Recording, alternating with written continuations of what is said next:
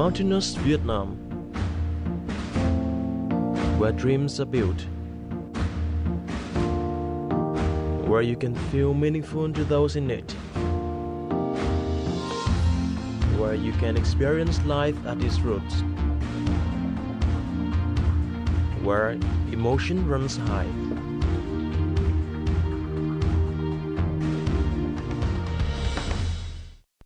Welcome to this week's episode of Expat Living. I'm Hoang Dang and I'm your host today. In this show, we're going to meet two young people from America who have left their hustling and bustling hometowns to become voluntary English teacher for the high school student in the mountainous area of Vietnam. And what's more, after being here for nearly a year, they have somehow become the members of the local community. Who they are and what they have done here in Vietnam. Now we go to Lạng Sơn and Cao Bang provinces to find out more.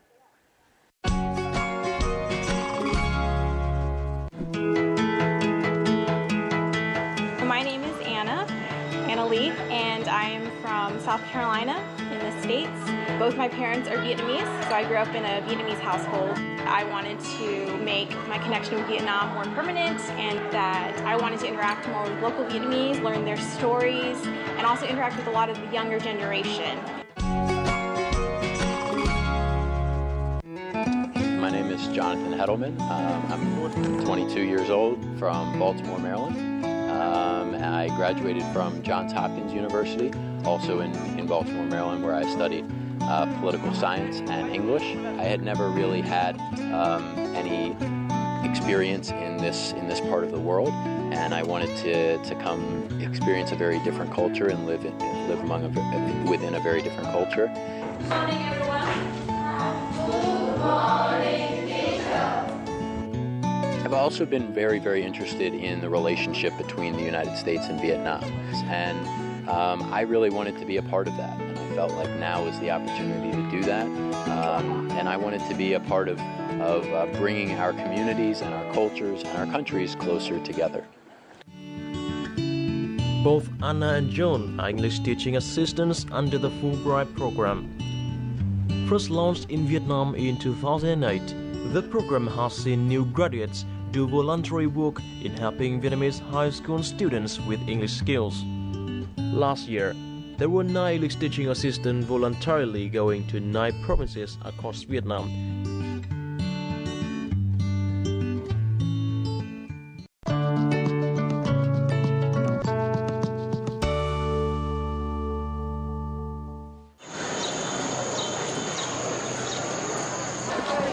Working as an English teaching assistant in Lạng Sơn province, Anna's main job is to assist language teachers at juvenile gifted high school. She also directly teaches the students speaking and listening skills. Anna has little experience in teaching English, but always knows how to inspire her students. Instead of just explaining knowledge to the student, she often comes up with new methods to motivate them to speak and improve their vocabulary themselves. I think what I brought to the table was a new side of energy, a new perspective on how students can learn, and bringing in authentic material. So I exposed them to different news outlets like New York Times and Washington Post and NPR, and they seemed very interested because it was something that they could talk about with their friends and something they could also read in their Vietnamese language news and know, like, oh, I can explain this in English now because I know more vocabulary words. So each of you as a group has a piece of paper now, and what I want you to do is think about this question. If you could go anywhere this summer, where would you go? You can go internationally, or you have a place you want to go to in Vietnam. But the only thing is you can only draw pictures related to that place, okay? So I'll give you about 7 minutes, and then we'll share and see if another group can guess what country or what place you are going to.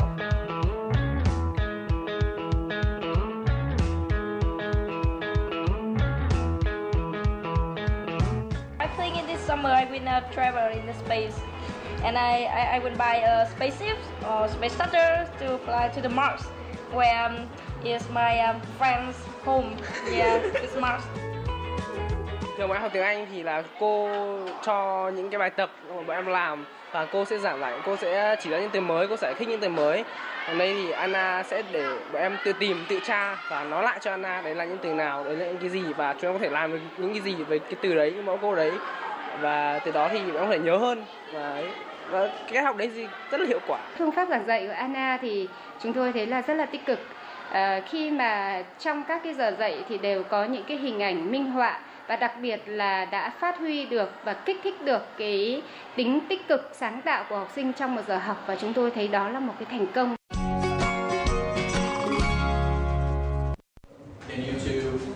Just like Anna, John has taught English for a year in Vietnam. Teaching in the mountainous province of Cao Bằng, John faces a lot of difficulties due to the gap in English levels of students. To cope with this, he tries to give his students as much responsibility for leading class as possible, and by giving them a chance to speak before the class and lead the class, John expects that they can improve their English skills. When students are working with each other, they can correct each other, they can help each other to improve, they can ask each other questions about vocabulary or grammar, and they do. And so what you see is that when you have 36 teachers in a classroom as opposed to one, that really makes for an amazing learning experience. And I think that was my goal over the course of the year. Today I'm going to join the class taught by Jonathan in Cao Bằng province. And as he told me, today he will instruct his students in Cao Bằng Gifted High School how to present a topic in English.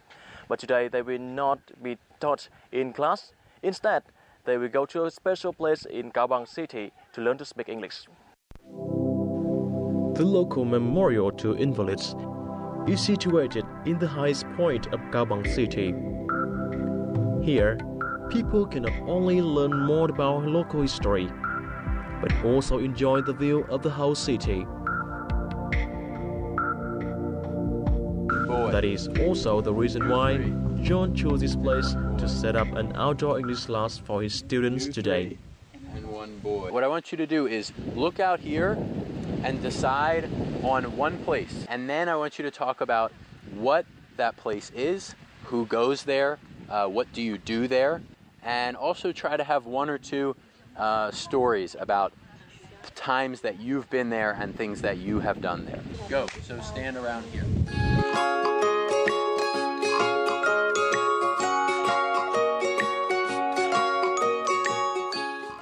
Okay, from the monument, you can see the biggest river, Audit, and the most famous in the Cao Bằng city. The people live near the river bank. They go to fishing in the evening. The river is no more fresh and it become polluted. Nhờ có sự hỗ trợ của thầy thì bọn em đã có thể hòa nhập được vào môi trường học tiếng Anh rất là tốt và rất là hiện đại.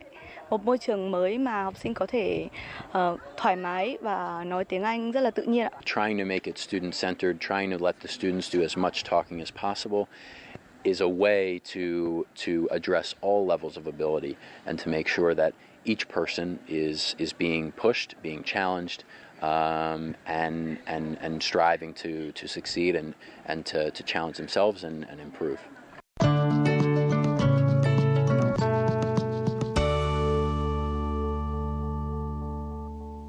Going to Vietnam under the Fulbright English Teaching Assistant Program, the participants have not only worked as teachers, but they also play the role of the cultural representative for the U.S. in Vietnam. So, what have they done to introduce American culture to the students, teachers, and local communities, as well as socialize with them? Let's see.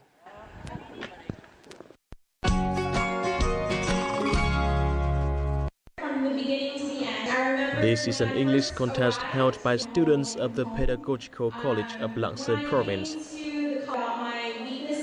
In addition to teaching English at the high school, Anna also works as English assistant at the college twice a week. And today, she plays the role of both a judge and an artist.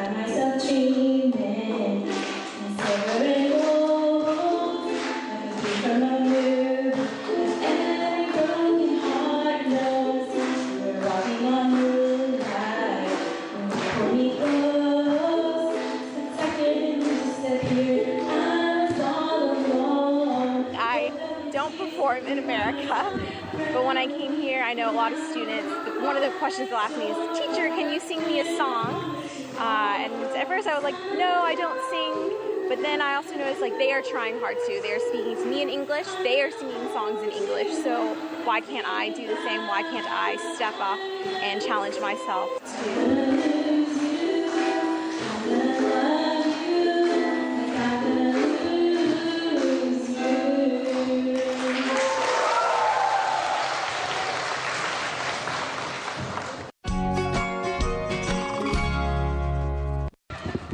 So next week.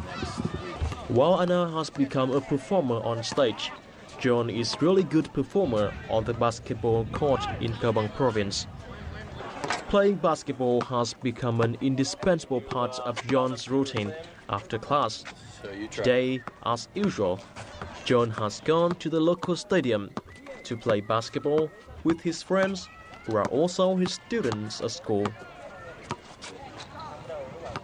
Now, I've taught them a lot about actually playing defense and how to defend, and also some of them just want to practice their skills, dribbling, shooting, and so I try to give them some tips that I've learned along the way about how to best play. Rolling in a car, couple man, hit BP and put half in the tank. Got about a half in my pants. Hitting up a party with hoes, that's part of the plan. Boxing a party and bang. Roll to the dance in my camp. Pass me a glass and a champ. Niggas know me. John là một người nước ngoài đã được tiếp xúc với bóng rổ từ khi còn nhỏ, cho nên John đánh bóng rổ rất giỏi. It's important for teachers and students to have a great relationship, and when class is over, I try to be just another person. I don't want to have any barrier that might exist.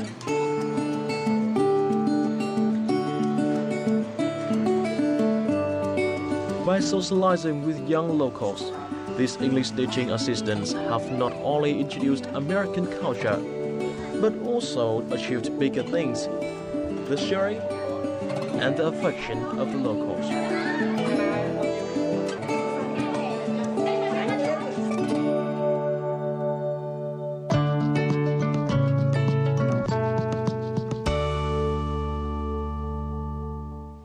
Before going to Vietnam, both John and Anna expected that they can learn more about Vietnamese culture and lifestyle. And after being here for nearly a year, they have both found their own way to discover this country.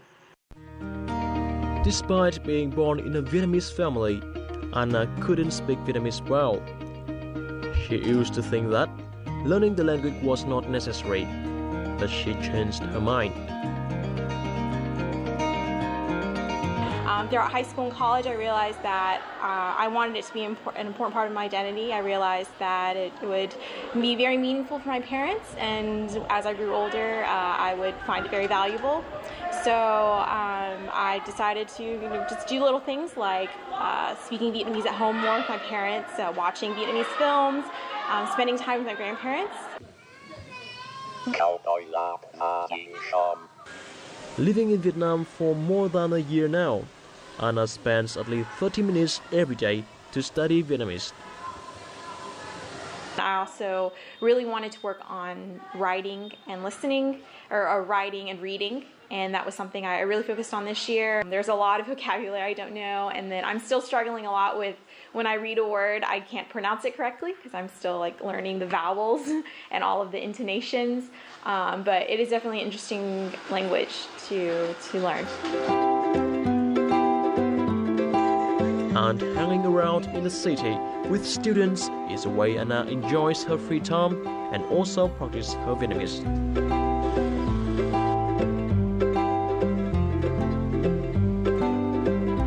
Just like any other busy city in Vietnam, coffee shops in various styles are featured in Lạng Sơn. These are where Anna often gathers with her students after a hard day's work to chat and get a feel of the lifestyle in Lạng Sơn.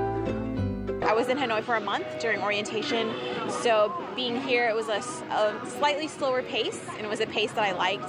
It kind of reminded me of home in a way. So there's things to do, the roads are busy, and people are busy, but it's not overwhelming.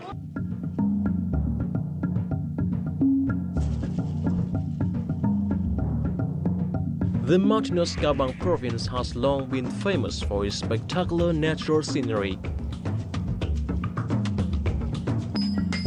And many people travel here not only to enjoy the landscapes, but also to discover the culture of the local craft villages. John often spends his free time hanging around to learn about the lifestyle of the people in Kabang. Today, he is visiting Bagrang village, which is well known for knife making. Bagrang village is said to have the most long-standing forging tradition in Kabang province. It is home to 60 households, and more than 2/3 of them have forges that operate every day. At Bagrang village, John visited Leung Van Kieu's family, which has 3 generations of people forging knives. Here, he was taught how to make a good knife. Đưa vào đây, xong muốn vào, này, xong bật lên, nung nóng đỏ thì mình mới ra đập. Many of my students come from villages like this one.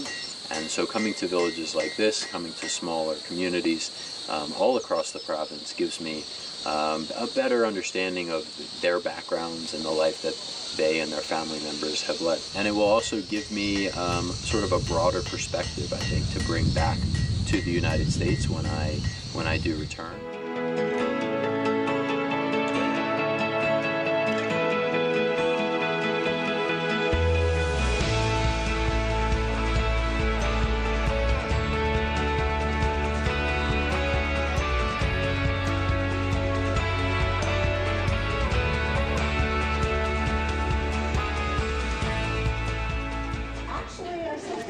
After working for 1 year in Lạng and Cao Bằng, Anna and John gathered with 7 other Fulbright English teaching assistants in Hanoi before going home.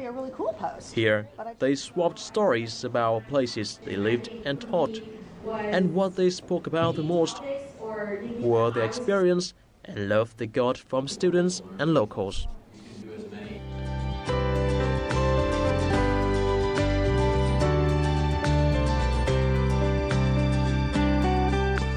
The thing that I will miss the most in Vietnam by far is the people whom I've met here. I've just built such close friends and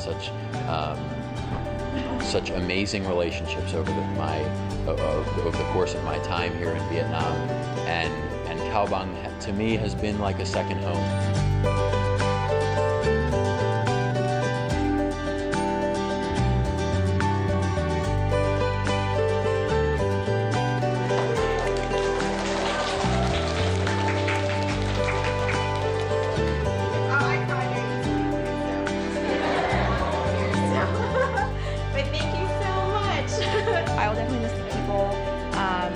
That became my family, my adopted older brothers or older sisters, my students became my little brothers and my little sisters, so the family that I made in Lang Son.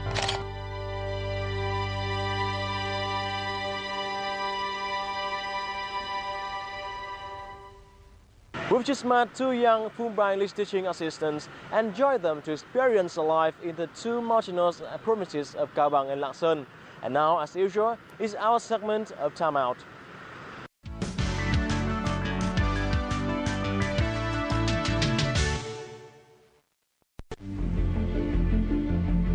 Unimate, the world's first industrial robot, was built in 1951. Since then, robots have fascinated children around the world. Robots now live in almost every science fiction film.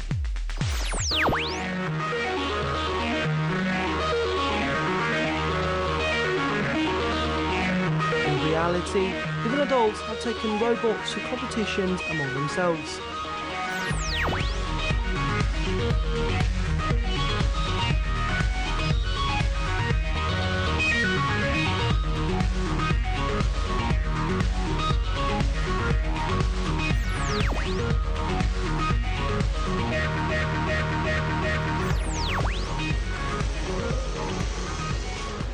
So now, if you want to make that childhood dream come true, or simply just want to enjoy some science fun with your kids, then you have the chance to do that right here at Robo Club. So in this week's edition of Timeout, what are you waiting for? Let's make some robots. In 2012, a Robo Club decided to bring Korean robot technology to Vietnam. Over 100 students are now enrolled into its programs. Each class consists of 5 to 6 members. For as little as $60, what do young scientists learn about making robots? First, you need to assemble the robot, but before you can do that, you need to actually learn all the basics of how a robot actually works. So here with me, I have robot instructor, Luke, who will show me how the robot works. So, anh có thể giới thiệu cho em là cái cách một con robot có thể chạy được và những cái nguyên lý cơ bản của nó như thế nào không? Xin chào bạn. Đầu tiên tất cả các bạn nhỏ khi làm quen với trình robot thì chúng tôi sẽ giới thiệu với các bạn tất cả cái linh kiện rất là quan trọng của robot. Ví dụ trên tay tôi đang là chiếc CPU. Thì đây mình có thể hiểu là đầu não của con robot sẽ tiếp nhận những thông tin bên ngoài, những thông tin cho các bạn truyền đến và điều khiển cho con robot theo ý của mình. Hay các bạn sẽ được làm quen với những cái chip cảm biến công nghệ cao khác, như đây là cảm biến về âm thanh, ghi âm này. Khi âm thanh này có thể là giúp các bạn nó cảm nhận những cái âm thanh bên ngoài như tiếng vỗ tay hay tiếng hô của các bạn, giúp con robot khởi động. Hoặc là cảm biến về môi trường. Cảm biến môi trường có thể nhận lệnh như khi chúng ta cho một con robot đang đi ở trên bàn như này, trên một mặt phẳng. Khi đến ngoài rìa không còn là đường nữa, con robot có thể tự cảm nhận được môi trường, lùi lại đổi hướng để cho các bạn nhỏ có thể thấy con robot có thể có những cái phản ứng với môi trường như một vật thể sống. Ngoài ra còn có những cái bộ phận nhỏ như là bộ khung của robot, khung chính, khung phụ và các trụ để hình thành lên robot. Thì đến với chương trình robot thì các bạn sẽ được hướng dẫn làm những con robot theo hướng dẫn, và ngoài ra với sự sáng tạo vô bờ bến của mình thì các bạn nhỏ có thể tự sáng tạo ra những robot của riêng mình và không cần phải có sách giáo khoa nào hướng dẫn cả, mà có thể tự lập trình theo ý của mình. Qua đó sẽ giúp các bạn khơi gợi một niềm đam mê với một môn khoa học không phải là mới nhưng lúc nào cũng rất là hấp dẫn và thu được rất nhiều các bạn nhỏ. Chúng ta đã lắp ráp phần khung của một con robot rồi thì chúng ta cần phải làm gì để cho nó có thể chạy được? Bạn có thể hiểu con robot này xong thì các bé đã lắp xong phần xác, và chúng ta có thể gọi vui đây là một con robot còn đang vô hồn. Và ở đây chúng ta có những bộ phận như là vui, như là đây là chân tay. Thì làm thế nào để các cái bộ phận chân tay này có thể hoạt động theo ý chúng ta thì chúng ta sẽ cần phải lập trình. Thường rất là đơn giản, kết nối với máy tính bằng cổng USB rất là bình thường thôi. Và phần mềm này thì cũng để cho các bé từ 6 tuổi trở lên có thể sử dụng được, nên là cách sử dụng nó cũng không hề có gì phức tạp cả. Phần mềm của chúng ta như thế này, và các bé có thể sử dụng đây là các khối hình tượng trưng cho các lệnh mà chúng ta điều khiển con robot. Chúng ta chỉ cần di vào, điều chỉnh thông số lần lượt. Cứ mỗi khối hộp lại là một lệnh mà chúng ta muốn điều khiển con robot. Và cái phần mềm này thì các bé sau khi sử dụng thì có thể luyện cái khả năng mà tư duy theo sơ đồ tư duy, hay thường gọi là mind map, nó rất là tốt.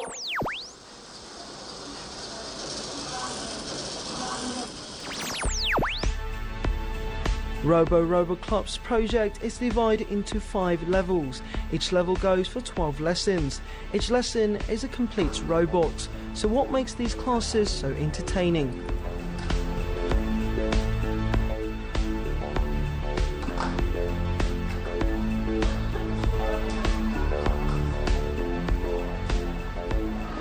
Khi con được lắp ráp robot thì con cảm thấy rất là vui. Thích nhất là sau khi lắp được con robot thì mình tự lập trình và tự nâng cấp nó lên thì con thấy rất là vui. Tại ở đây thì được cọ sát với các bạn, được hiểu được học hỏi từ các bạn nhiều hơn thì rất là biết được nhiều thêm.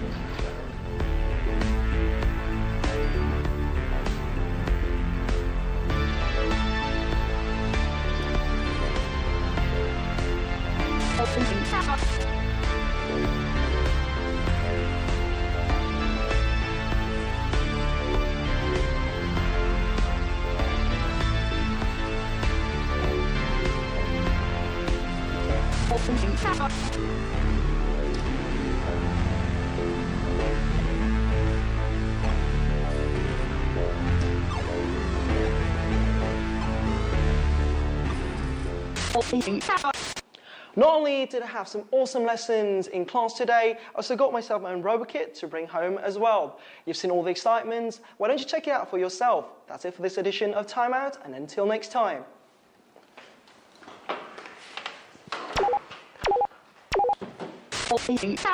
That is the end of this episode of Expat Living.